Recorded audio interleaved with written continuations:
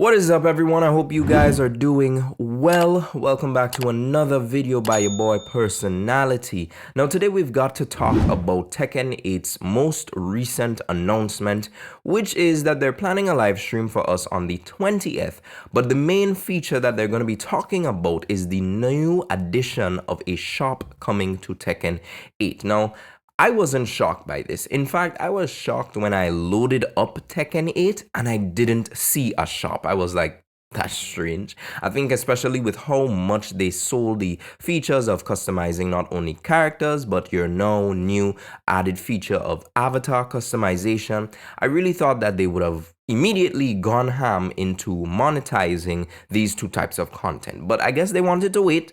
They wanted to bypass those critic reviews that, oh, Tekken 8 shop is crazy. But now we're at a point where I think they feel confident enough to launch the shop just a bit under a month of the game's release and the positive reception that is out there for Tekken 8.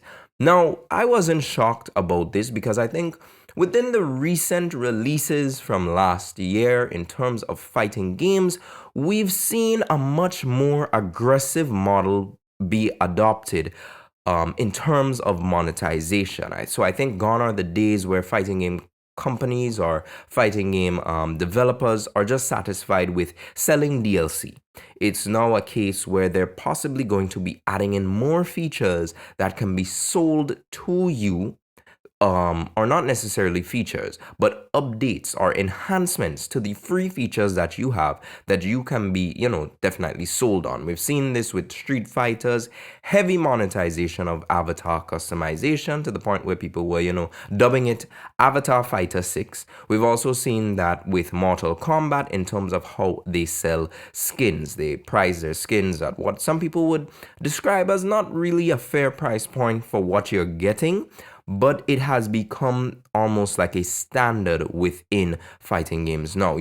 I came down on the way that Mortal Kombat was doing it, and I have no praise for the way that Street Fighter 6 is doing it. And a matter of fact, they're employing a tactic or a pricing pattern of waste aversion. But essentially, just to give you a brief description of what waste aversion is, when premium currency can be purchased in different amounts than what you can spend, you will always have some small amount left over. For example, if you can purchase gems in multiples of 1,000 but only spend them in multiples of 80, you will have 40 gems left over at the end. Abandoning the game with unspent premium currency feels like wasting money, so players keep playing and keep purchasing more premium currency with the hopes of getting down to zero eventually and having nothing wasted. So this is the model that Street Fighter 6 adopted in terms of the fighter coin. So we all know the fiasco with the costume 3. It's not priced at a point where you could just make a one-off purchase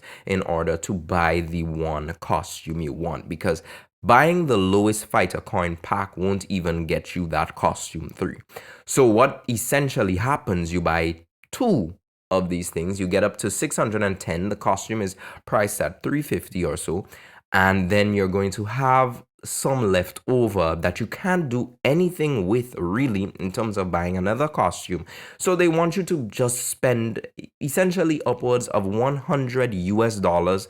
Take that figure, convert it to whatever local currency you use, and make the most of it in order to get these costumes. Now, the argument always comes back to you don't have to buy these things. These are just additional items and so, but while that is true and that is not really something that I'm about to fight or dispute, it is not necessarily a good practice for companies to essentially say that if you can't afford it, don't get it.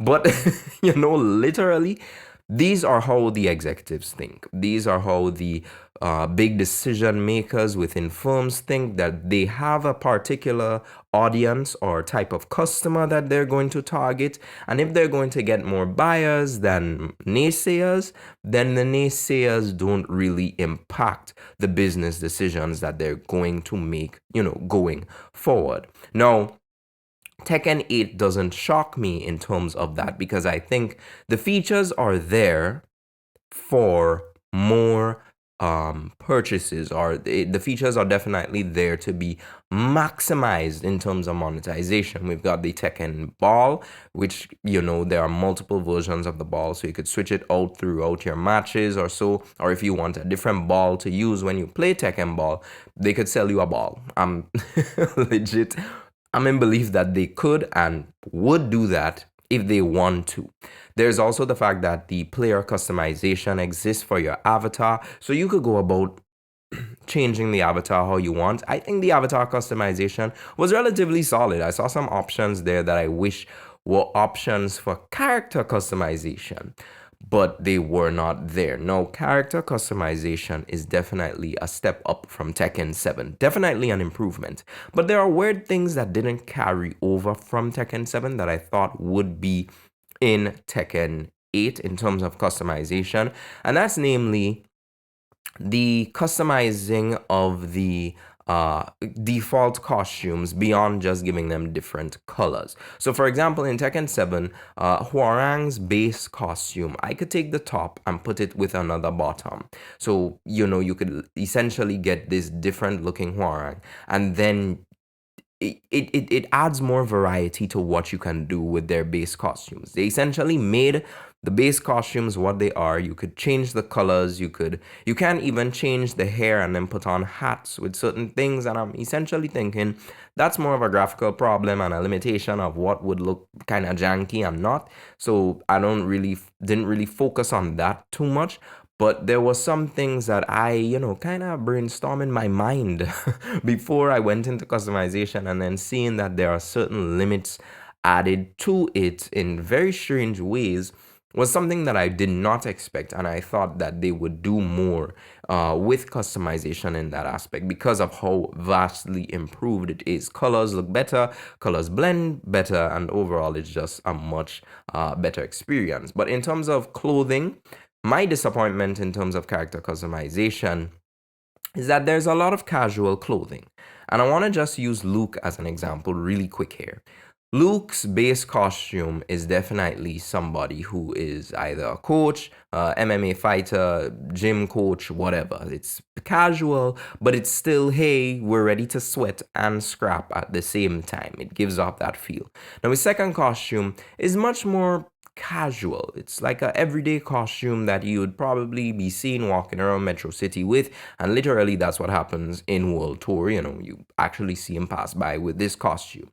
And then the third costume kind of brings him back to it's his Street Fighter 5 costume, yes, but it also kind of gives that feeling of this is the traditional wear of my fighting style. So I put this on because we're about to scrap again. That's how it feels. Now, Tekken's customization definitely does lean into the classical elements of casual wear, what you would definitely see somebody could possibly be wearing in society on a normal day.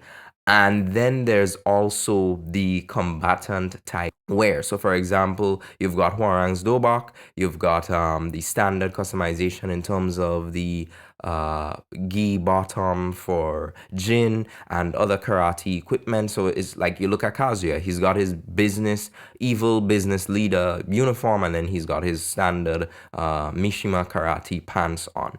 But then you go into customization, and I think there's a lot more casual customization than there is quote unquote fighter customization. So, it doesn't look like necessarily you put these guys in the ring. It's like they're just scrapping more on the street because they just seen each other, rather than there's much more customization to kind of give you this traditional fighting customization. But I think with the shop, they're possibly adding more of these elements that they didn't get to add in the base game. Now, the big determining factor for everyone is what are these things going to be priced at? Some people were crying for a Tekken shop in Tekken 7, and now that it's here, they don't want it. So you definitely can't please everyone, but it's very smart of these companies to understand who it is that they're appealing to. If you don't want to buy these things, that's your business, that's your prerogative. That's up to you, bro. Like literally, you don't have to buy any of these skins. However, if you want to buy them, well, then you're going to have to deal with whatever price point that they deal with. Like literally, I think this is the way the monetization of fighting games is going to be. They're gonna keep adding, we love to see more features, but then they're like, how can we make money off of this feature? Low key, you love skins. Okay, we're gonna give you 2 base skins and then we're gonna sell the rest to you because you love skins, right? So that's essentially what's going on. We've seen this with Grand Blue Fantasy versus Rising. We've seen it in MK1 and we've seen it in Street Fighter 6, and more fighting games have to come out, and possibly they will be adopting that monetization model. But it's still something that I can see the FGC needs time to get accustomed to, because like I said, one of the first games I started off playing was Guilty Gear. The only thing that Guilty Gear wants to sell to you is, 1 or 2 additional colors, and DLC characters. That's just the standard. If they used to sell costumes, I probably would have bought one already, but they don't, or they don't plan to take that approach. But we'll only find out what happens on the 20th. I'm looking forward to it because I do think there are some parts of Tekken 8's customization that they can take advantage of. I think, for example, the accessories that could be enhanced. I kind of hate how certain accessories, were kind of like almost brain dead. Like Claudio has a cape, that's cool. Victor has this kind of sash going on, giving him that classy gentleman vibe. That's amazing as well. And then we go to Steve, and he has a champion belt. Amazing. He has the training boxing pads that they put on their hands, and the boxer who is being trained aims to hit those moving hands. But then he doesn't have boxing gloves as an accessory, just a standard boxing glove. That kind of disappoints me. And then on top of that, the only customization in terms of boxing he has is, well, kind of that has that standard boxer look, is the one where he has that walkout hood. That's it. And, there are other missed opportunities. I love Jin's spirit shackles. Jun definitely got some love in the accessory department and extra headwear department. But overall, these are features that if they want to add in some paid content for, I can see why they're doing it, because customization can vastly be improved. I don't think we've seen the end or the peak of it. But let me know what you guys think about this incoming shop below. Generally, how do you feel about fighting game monetization so far? Has it been something that disappoints you every time you see it brought up? Or is it something that you've just come to accept that this is the way it is? They're borrowing certain models on terms of, what has worked in the past, what other games have done in the past, and they're looking towards a future of properly monetizing their product. But once again, I'll see you guys in a next video. But until then, stay gaming.